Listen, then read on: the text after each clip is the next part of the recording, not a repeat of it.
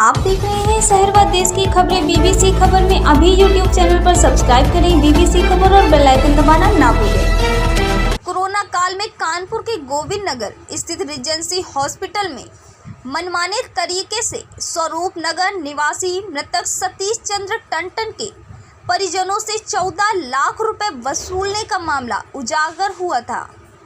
Hospital में 25 दिन admit कर लाखों रुपए वसूली के इस मामले में आए दिन नए मोड़ भी आ रहे हैं। मृतक के परिजनों को उचित न्याय न मिलने के बाद अब परिजनों ने मीडिया का सहारा लेते हुए प्रेस कॉन्फ्रेंस कर बताया कि हॉस्पिटल की लापरवाही को लेकर प्रशासनिक अमला शुरुआती दौर पर चिंतित रहा। मौके पर मजिस्ट्रेट ने टीम गठित की, जांच भी चल रही है, मगर अभी तक न कोई जानकारी दी और न ही कोई कार्रवाई हुई है।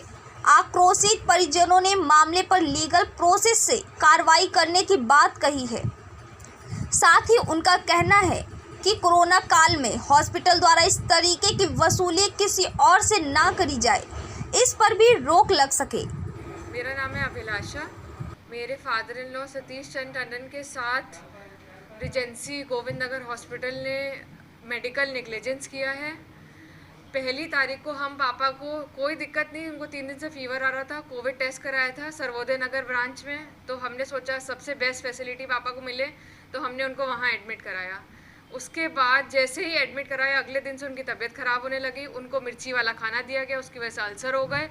उसके बाद उनका अगले दिन ऑक्सीजन हट गया। 1 घंटे तक उनको ऑक्सीजन सप्लाई नहीं मिला। रात में 8 बजे के बाद सुबह 10 बजे तक उनको कोई खाना नहीं दिया गया, उसकी वजह से वीकनेस हो गई। अगले ही दिन उनको ये समझ लीजिए इतनी स्थिति हो गई थी कि उनको कैथेड्रल लगाया गया। 4 घंटे तक कैथेड्रल में पेन हुआ उनको। आज तक कोई बीमारी नहीं थी उनको, लेकिन उसकी वजह से 4 घंटे उनको कैथेड्रल में पेन हुआ। उसकी वजह से उनकी और तबीयत ख़राब हो गई, जिसकी वजह से उनको आईसीयू में शिफ्ट करना पड़ा 3 तारीख की शाम को। बिल के हिसाब से उन्होंने ऑलरेडी पापा को आईसीयू वेंटिलेटर पे शिफ्ट कर दिया था। हमें तो कुछ इंटीमेट ही नहीं किया गया कि वेंटिलेटर पे डाल रहे हैं। अगले दिन 4 बजे बोलते हैं उनके 11 बजे बोलते हैं कि उनको ऑलरेडी वेंटिलेटर पे हम शिफ्ट कर रहे हैं बिकॉज उनकी तबीयत ख़राब हो रही है। उसके बाद से आईसीयू में हम लोग फ़ोन करते थे, कोई डॉक्टर वहाँ बताने वाला नहीं था हम लोगों को। जितनी बार फ़ोन करते थे कभी डॉक्टर बिज़ी होते थे। उसके बाद 19 तारीख को पापा को मैसेज आया हमारे पास इंश्योरेंस कंपनी से कि पापा को डिस्चार्ज कर रहे हैं। 20 तारीख को सारे डिस्चार्ज पेपर भेज दिए गए हैं। पूरा 6,70,000 पापा का क्लेम था, उसको 21 तारीख को फुल पेमेंट उनके पास रिलीज़ होके आ गया था। हम उन्हें ऑलरेडी 4,55,000 उसके पहले दे चुके थे। लगभग 11,25,000 रुपये उनके पास पहुँच चुका था।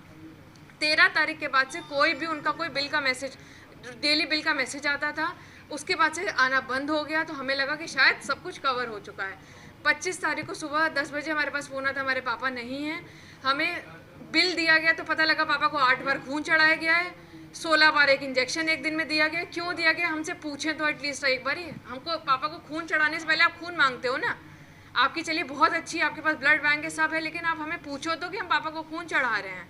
25 तारीख को हम लोग रोते रह गए कि एक वीडियो कॉल करा दीजिए, क्योंकि हमें पता है कोविड पेशेंट को वो नहीं दिखाएंगे, हमें बस एक शक्ल दिखा दीजिए, क्योंकि सब इतना तड़प रहे थे उस समय कि एक शक्ल ही उनकी देख लें। लेकिन उस दिन भी हम 11 बजे फिर हॉस्पिटल पहुंच गए।